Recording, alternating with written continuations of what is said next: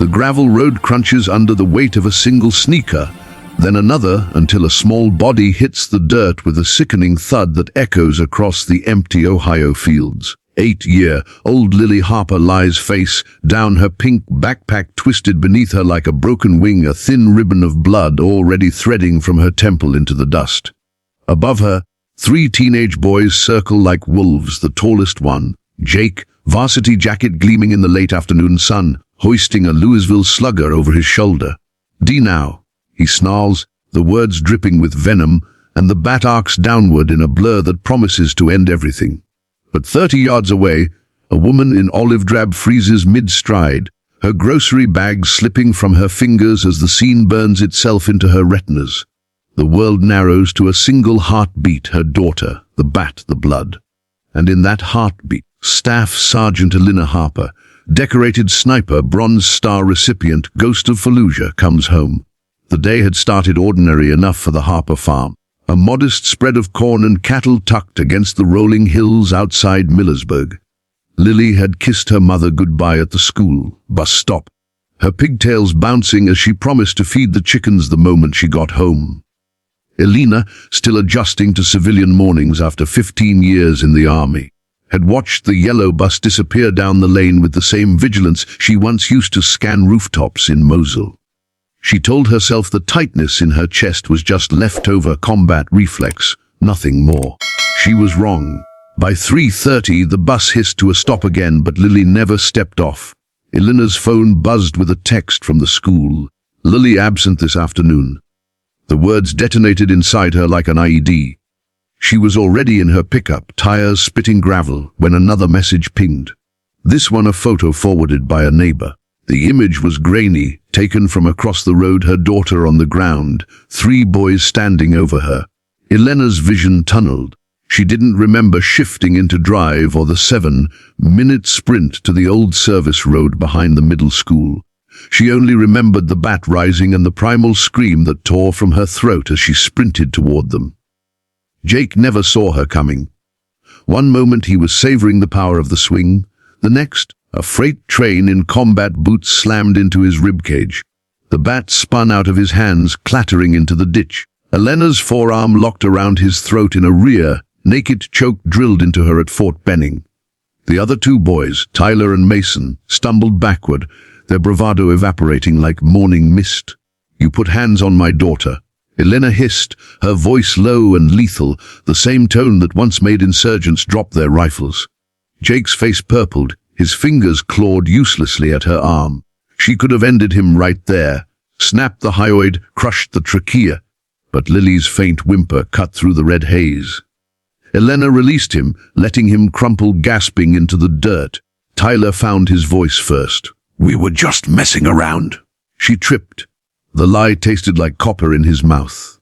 Elena's gaze flicked to the blood on the gravel, then to the bruise blooming across Lily's cheek. She knelt, cradling her daughter's head, feeling the sticky warmth against her palm.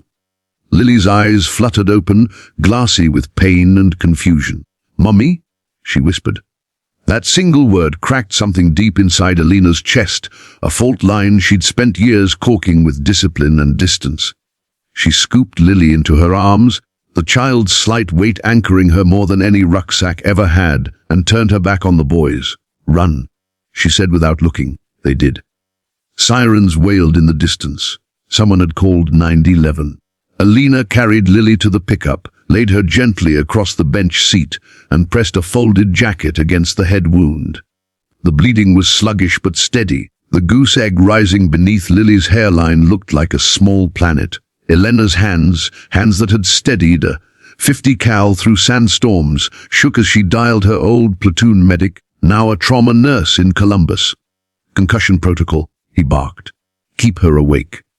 "Ice hospital now." Elena nodded even though he couldn't see her, then eased the truck onto the road, one hand on the wheel, the other stroking Lily's hair.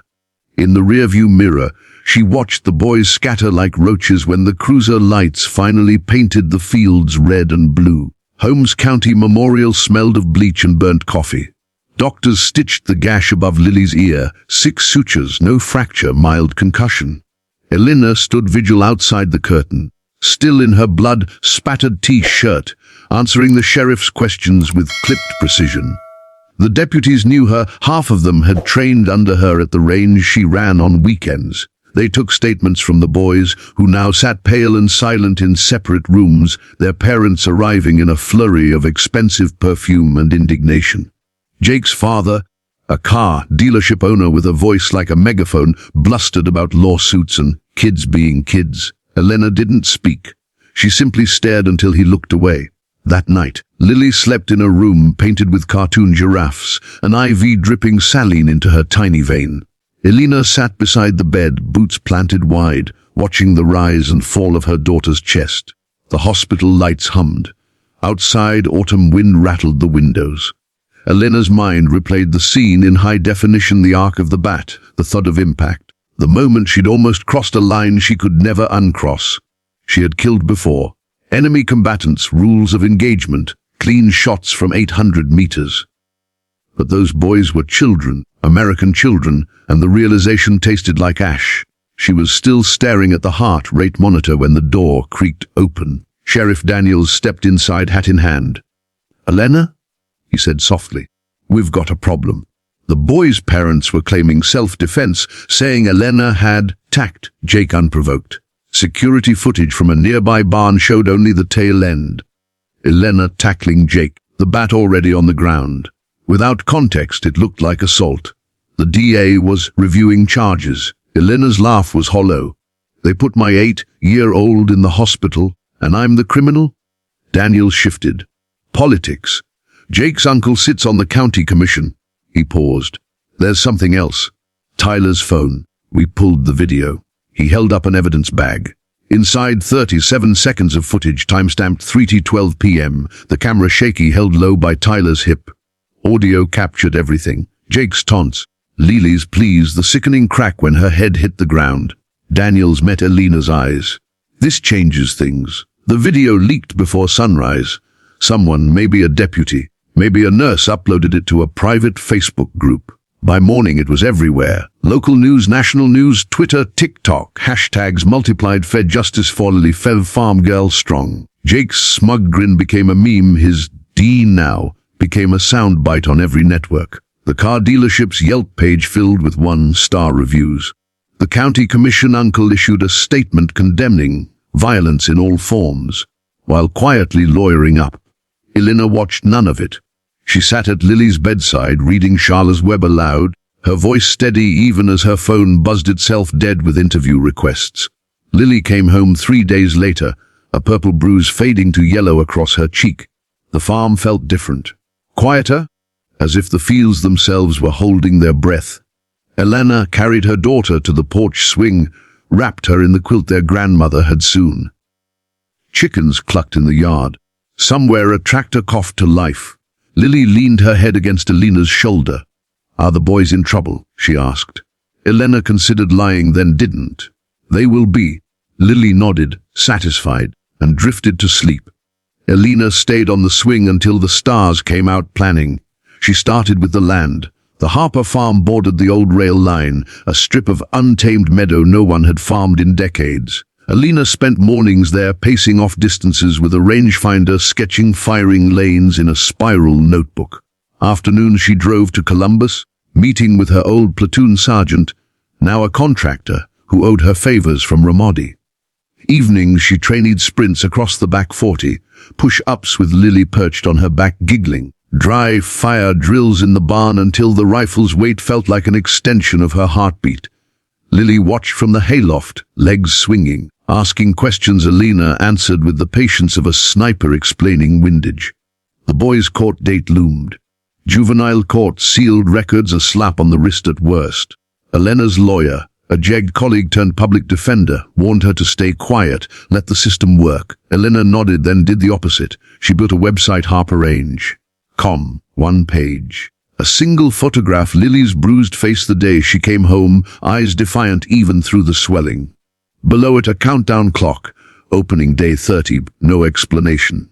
The internet did the rest. Veterans groups shared it. Gun channels dissected it. A GoFundMe for farm security raised 50 grand in 48 hours.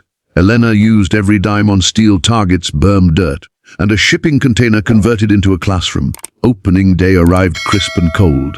Cars lined the county road, pickups with veteran plates, Subarus with NPR stickers, a news van from Cleveland. Alina stood at the gate in Carhartt and sunglasses, Lily beside her in a tiny pair of shooting muffs. The first group through the gate, Jake, Tyler, Mason, and their parents. Court ordered to attend. Community restitution. The judge had called it restorative justice. Alina called it Tuesday. She started them on broom handles. Posture. She barked, circling like a drill instructor. Feet shoulder width, knees soft. This is how you hold responsibility. The boys sweated through flannel, cheeks burning under the gaze of 200 strangers. Cameras rolled. Elena never raised her voice. She didn't need to. Every command carried the weight of Fallujah rooftops, of nights she'd lain prone for hours waiting for a single shot. When Jake muttered under his breath, Elena stopped in front of him. "Say it louder, son." He didn't. By noon, the range was alive with gunfire, controlled, disciplined bursts from veterans teaching civilians the difference between Hollywood and reality. Elena put the boys on brass pickup, crawling through the dirt collecting spent casings while Lily rang the lunch bell. The symbolism wasn't lost on anyone. At 2 o'clock, Elena called the range cold. She gathered everyone in the classroom container, its walls lined with photographs, Lily's hospital bracelet, the bat in evidence, Elena's Bronze Star citation. Then she told her story, not the sanitized version, but the raw one. The village outside Baghdad, the insurgent who used a child as a shield. The shot she took anyway, because the math said the child would die either way. The nightmares that followed her home like stray dogs. The way Lily's laugh had finally quieted them. Silence filled the container thick as gun smoke. Jake's father stared at the floor. Tyler's mother cried quietly. Mason's hands shook around a water bottle. Elena let the silence stretch, then spoke again. "Violence isn't power. Control is. You boys chose violence. Today you choose control." She handed each of them a push broom. "Start with the range. Then we'll talk about the rest of your lives." Winter came early. Snow dusted the berms, turning the range into a white canvas. The boys showed up every Saturday, court mandate long expired, driving themselves in Jake's hand, me-down pickup. They learned to run the tractor, repair fence, shoot straight. Elena taught them to field, strip an AR-15 blindfolded, then made them reassemble it while reciting the Ranger Creed. Lily appointed herself morale officer, baking cookies shaped like tiny rifles. The media lost interest, the cameras left. What remained was harder, slower, truer. Spring brought the county fair. Lily entered the poultry category with a Rhode Island red named Sergeant Pepper. Jake's steer took grand champion. On the midway, the two of them shared a funnel cake, powdered sugar dusting their chins like war paint. Elena watched from the livestock barn, arms crossed, a small smile tugging at her scar. The sheriff wandered over, offered her a lemonade. "Heard from the DA," he said. "Charges dropped. Your lawyer's a miracle worker." Elena sipped. "Wasn't the lawyer." That night, fireworks cracked over the fairgrounds, painting the sky in red and gold. Lily tugged Elena's hand toward the Ferris wheel. At the top, the county spread out below them like a patchwork quilt. Corn stubble, silos, the thin scar of the service road where everything had almost ended. Lily leaned out fearless. "Mommy, do you think the boys are sorry?" Elena considered the question, the wind whipping her ponytail. "I think they're learning what sorry costs." Lily nodded, satisfied, and waved at the stars. Years later, the Harper Range became legend. Veterans healed there. Troubled kids found structure. Elena never charged the ones who couldn't pay. She funded it with government contracts training local police in de-escalation. Irony she savored. Jake enlisted after high school, made E5 in 3 years, sent Elena a photo from Jordan with a salute and a post-it control. Mom. Tyler opened a garage, specialized in veteran-owned hot rods. Mason became a paramedic, the first on scene when Lily broke her arm falling off Sergeant Pepper at 13.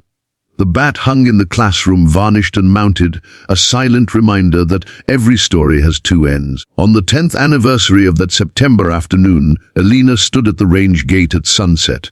The fields glowed amber, cicadas droning like distant 50 calls. Lily, now 18, taller than her mother, acceptance letter from West Point in her pocket, joined her.